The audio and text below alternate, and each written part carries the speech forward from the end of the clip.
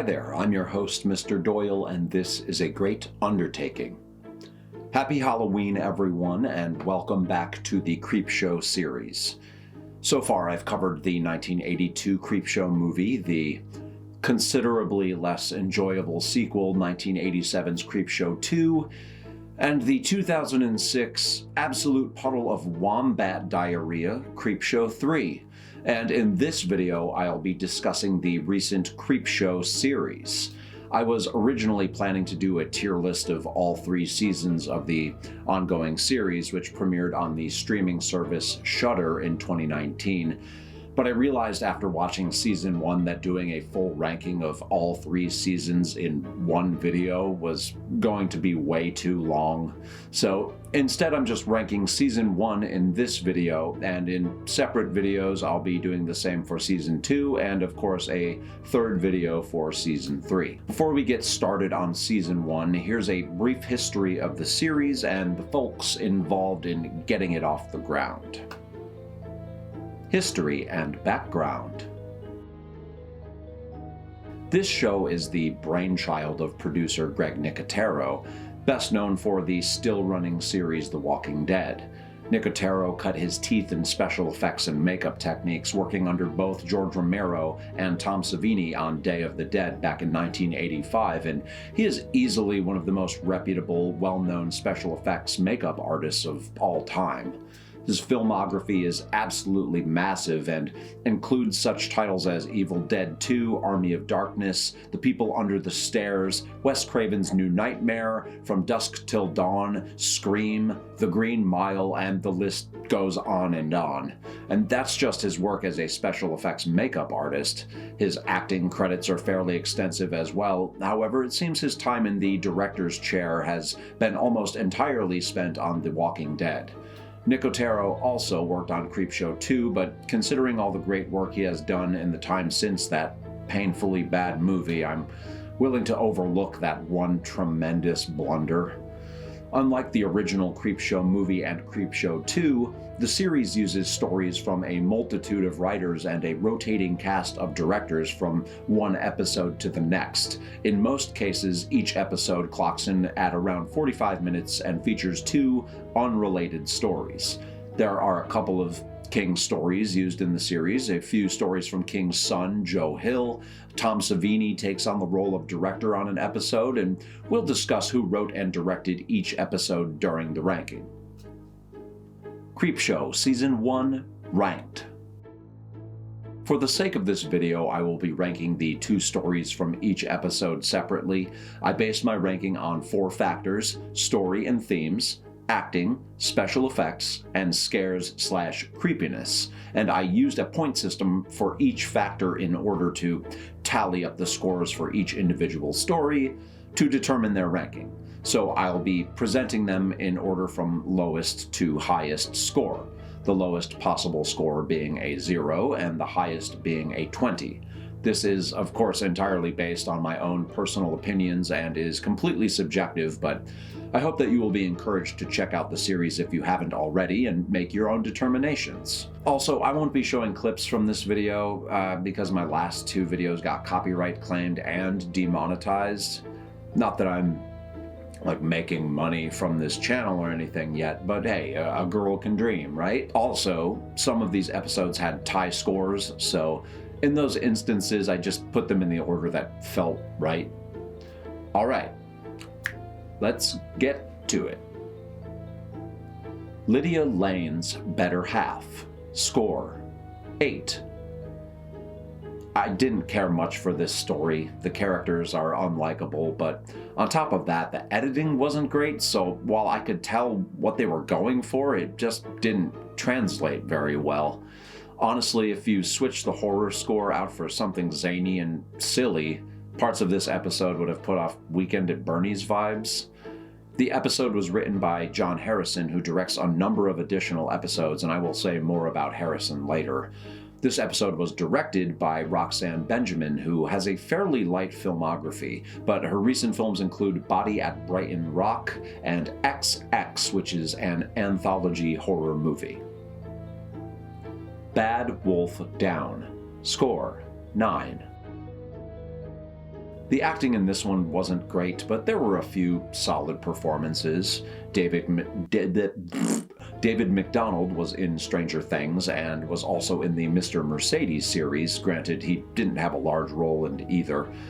Also, rapper Kid Cudi is in this episode, and he delivers one of the best performances.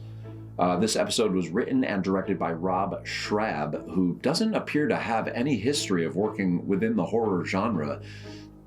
And instead, his credentials include mostly working within the realm of comedy, with credits on shows like Community, Workaholics, and Children's Hospital. The transformations from man to werewolf felt like a cop-out at first, but at the same time, the way they were animated, it was kind of awesome. But the werewolves themselves, the costumes, weren't great or believable. However, they do capture a certain vibe from the early era of monster movies, so I give them some credit for that. Also, there was another actor I recognized but couldn't place it right away. Turns out it's Jeffrey Combs from Reanimator and also The Frighteners. I watched The Frighteners late last year for the first time since I was a teenager, and Combs is amazing in that movie. He plays such a bizarre and unhinged character. If you haven't seen The Frighteners, you really should. The movie came out in '96 and was directed by Peter Jackson. The next movie he would make was The Fellowship of the Ring, which he started working on in '97 and was released 5 years later in 2001. Talk about an incredibly unpredictable trajectory. But I digress. The Man in the Suitcase. Score 12. This is a bizarre story that doesn't creep me out or scare me at all, but it was enjoyable nonetheless. The acting was decent and the overall concept was kind of cool, but it suffered a bit in the special effects department. I only recognized one of the actors in this one, and it was Antoine Andre Patton, better known by his stage name Big Boy, of the legendary hip-hop duo Outkast. His cameo is brief, but it was still cool to see him on screen. Which reminds me, will we ever get another Outkast album? It's been so long. The cameos just aren't cutting it. Speakerbox and The Love Below are one of the greatest albums of all time. I mean, come on, Big Boy. Hook me up, man. Anyway, this episode was written by Christopher Buehlman, who is a lesser-known horror author with a short yet compelling bibliography, and was directed by David Bruckner, who also directed the movies VHS and The Ritual. By the Silver Water of Lake Champlain. Score 14. Man, I really wanted to like this one since this is a Joe Hill story, but it just wasn't what I was hoping for. First of all, the story barely resembles the original Joe Hill story and was adapted for the screen by Jason... I'm not going to pronounce this last name correctly. Ciaramella. Ciaramella? Jason C., who is a comic book writer who has actually worked on a number of Joe Hill comics. I don't know, it might have just been the acting that wasn't doing it for me, but it wasn't an entirely lackluster episode.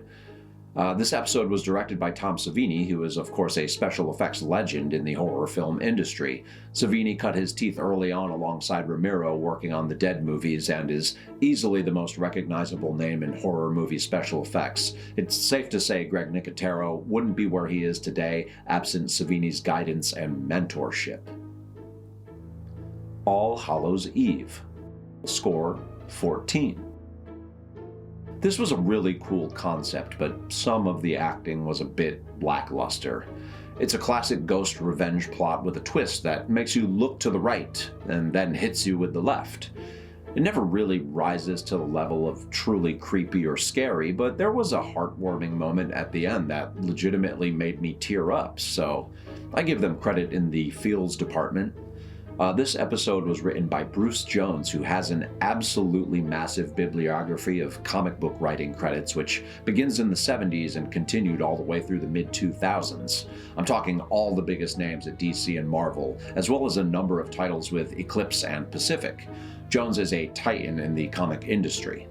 The episode was directed by John Harrison, who worked on the original Creepshow movie and Day of the Dead as a music composer and first assistant director on both movies. He also directed the 1990 movie Tales from the Dark Side, so hell yeah. Night of the Paw. Score 15. I loved the overall vibe and style of this episode. It captures the original Creepshow movie feel, but without so much cheese. The actor who plays Whitey, Bruce Davison, delivers a great performance. This episode was written by John Esposito, who I can't find anything about online, and was directed by series regular John Harrison. The House of the Head. Score 16. This one is certainly creepy, but not really scary. The young lady who plays Evie, Kaylee Fleming, does a great job. Her performance is believable and genuinely solid. It's a unique story that manages to get you to worry about the safety of a little girl's doll family, which I suppose is impressive in itself. The story was written by Josh Malerman, who wrote the book Bird Box, which went on to be a massive hit Netflix adaptation, and was directed by John Harrison, who I mentioned earlier worked on the original Creepshow movie Day of the Dead and Tales from the Dark Side. The Finger. Score 16. DJ Qualls, who is best known for his role as Garth from Supernatural, delivers a great performance. There is a lot of breaking the fourth wall and speaking directly to the audience, and I enjoyed this approach a great deal. This episode was also directed by Nicotero and was written by David Shaw, a Bram Stoker Award nominee who has written dozens of books and short stories, and also wrote the screenplays for Critters 3 and 4, as well as the 1994 movie The Crow, which is still a great movie. I don't care what anyone says. Don't you dare slander The Crow. My inner goth teenager will fight you. He will probably lose, but he will fight you. The puppetry on this episode wasn't super great, but it was somehow endearing. You know the dinosaur that kills Nedry in the first Jurassic Park movie, and how it's kinda cute and sweet right before it spews black dino puke into Newman's face? It reminds me of that. It's adorable in a weird way, but will also decapitate your ex-wife's kids. This episode is a clear throwback to the era of pre-CGI horror films, and I can't help but feel a bit of nostalgic fondness for it because of that. Times is Tough in Muskie Holler. Score 17.5. This episode is really short, but it's so enjoyable regardless. They really managed to effectively fit a lot into a short period of time, and the gore is just awesome. David Arquette makes an appearance in this, and he does a great job. This episode was written by lesser-known splatterpunk author John Skipp and was directed by season regular John Harrison. Skin Crawlers. Score 18. What a great episode. This one has a fun premise with some gross-out gore, and while the creature effects aren't incredible, they are enjoyable nonetheless. This episode was written by Paul Dini, who has a massive bibliography that includes writing credits for tons of comics, animated TV series, and more, as well as Stephen Langford, who has written or produced for tons of primetime TV shows, including Family Matters, Malcolm and Eddie, and Saved by the Bell. How he ended up on Creepshow is unclear, but this is one of my favorite episodes from season 1, so I guess it was a good match. This episode was also directed by Roxanne Benjamin, so she directed one of my most favorite and least favorite episodes in season 1. Gray Matter. Score 18. This was based on a short story by Stephen King from his Night Shift collection, and I did a video for this episode as part of the Night Shift series. The episode was directed by Greg Nicotero himself, and it's just a fantastic episode. Giancarlo Esposito, Tobin Bell, and Adrienne Barbeau are all perfect in their roles. It's excellent casting, and I'd love to see these three work together again in the future. The ending kind of sucks, but aside from that, it's a great episode and adaptation. The creature effects are killer and feel like something out of Demon Knight with just a dash of The Thing for good measure. The Companion. Score 18. I Loved this episode and everything about it. The acting is solid, the creature effects and stop motion animation are great, the themes are relatable, and the overall vibe just really worked for me. This episode was written by Joe and Casey Lansdale. Joe Lansdale wrote the novella that Bubba Hotep was based on, which, if you haven't seen the movie Bubba Hotep, it's terrible and I love it. Long live Bruce Campbell. As for Joe Lansdale's daughter Casey, she has written a few scary stories, but appears to be best known for her work as a country and blues singer. The episode was directed by David Bruckner, who I mentioned earlier had directed VHS and The Ritual. I wouldn't necessarily say this episode beats out Gray Matter as my absolute favorite from the season, but I gave it the top spot since it felt like giving Gray Matter the top spot would look like favoritism because it's a King story. Alright, that's all 12 stories from all 6 episodes of Creepshow Season 1 ranked. I have to say I enjoyed this first season a great deal more than any of the Creepshow movies. I mean, watching a dog throw up on days old roadkill would be more enjoyable than Creepshow 2 or 3 for me, but this show has a lot going for it, and I'm, for once, looking forward to seeing what's next. Next week, I'll be taking a break from Creepshow in order to discuss Chapelwaite, a series that premiered on the Epix Now streaming service this year and is based on the short story Jerusalem's Lot from the Night Shift collection. I'm excited to return to the Salem's Lot series after having covered all the other Salem's Lot related material exactly 1 year ago. New videos drop on this channel every Saturday at 10 a.m., so karate kick that subscriber bell right in the butthole to get notifications. Okay, goodbye. Be sure to click like and subscribe to the channel for my continued analysis of all things Stephen King, pretty please with blood and guts on top. My name is Mr. Doyle, and this has been a great undertaking.